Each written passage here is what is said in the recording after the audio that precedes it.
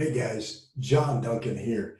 And I just wanted to come to you and give you a little insight on qualified plans. A lot of people put a lot of money into 401ks and defined benefit plans.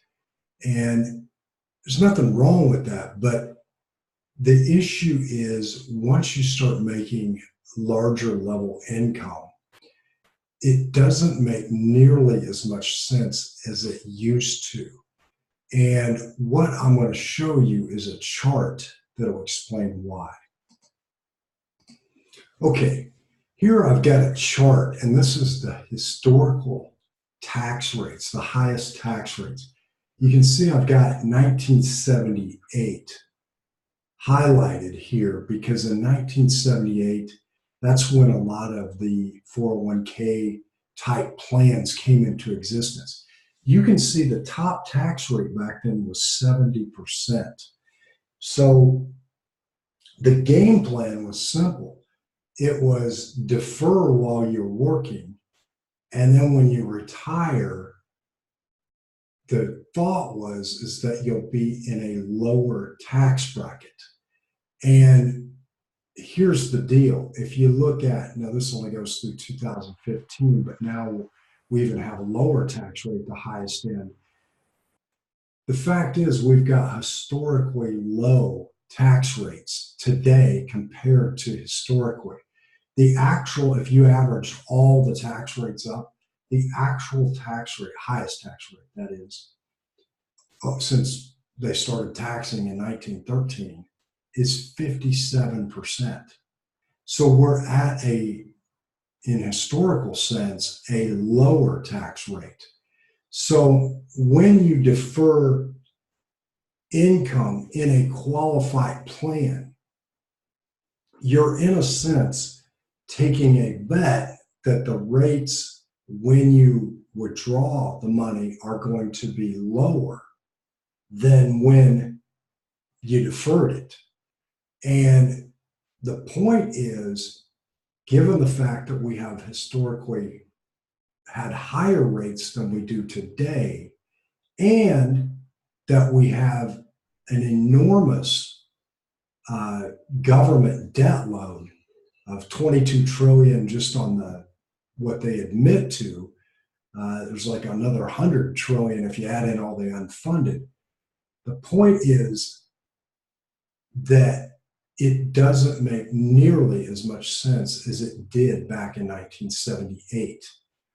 And the other problem with this that I teach a lot of clients is if you've got quite a bit of assets, you might have multiple business interests and real estate and different things going on.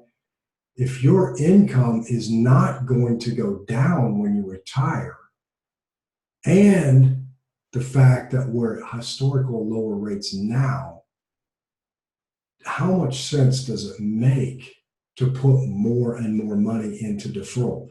It looks good right now, but the problem with it is if rates go up, you lose, or if you retire and the rates stay the same, but your income stays relatively high, or another scenario would be you got to think about the deductions that you have going on.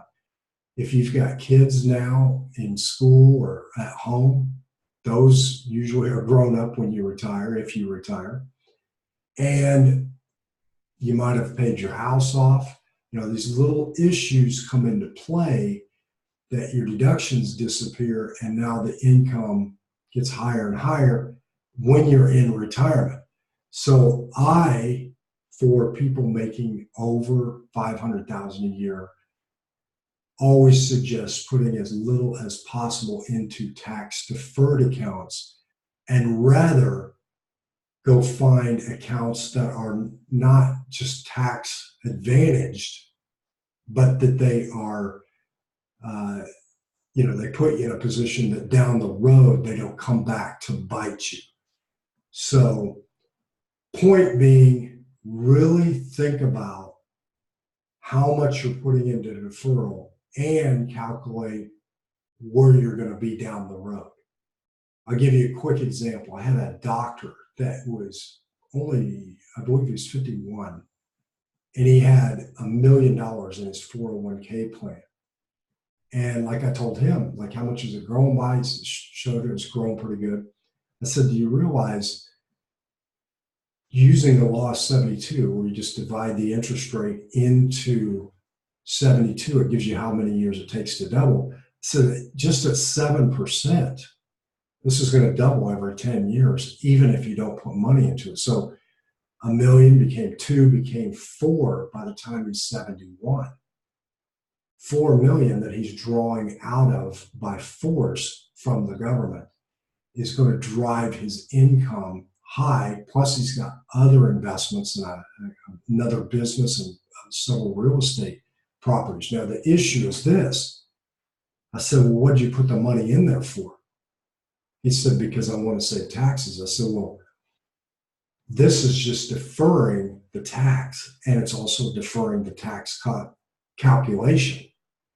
And based on the numbers we have here, and then if we just progress out the growth of everything else you have, this is could end up, it actually could cost you a lot of money down the road. So if you, in fact, you've already put a ton of money inside qualified plans, a ton of money being some, million, several million, there are some very unique ways to convert that to a Roth that I'll talk about on another broadcast. And I'm not talking about just cashing and paying the taxes. I'm saying there's some ways that where you can offset that tax that are pretty intelligent because they save a lot of that money. So with that, I hope you're having a great day, and I hope this helped. Again, 1978, the taxes were 70%, the highest tax bracket. Now they're much lower. A lot of people are thinking twice before overfunding the qualified portion of their assets. So with that, have a good one. I'll talk to you soon. John Dunn.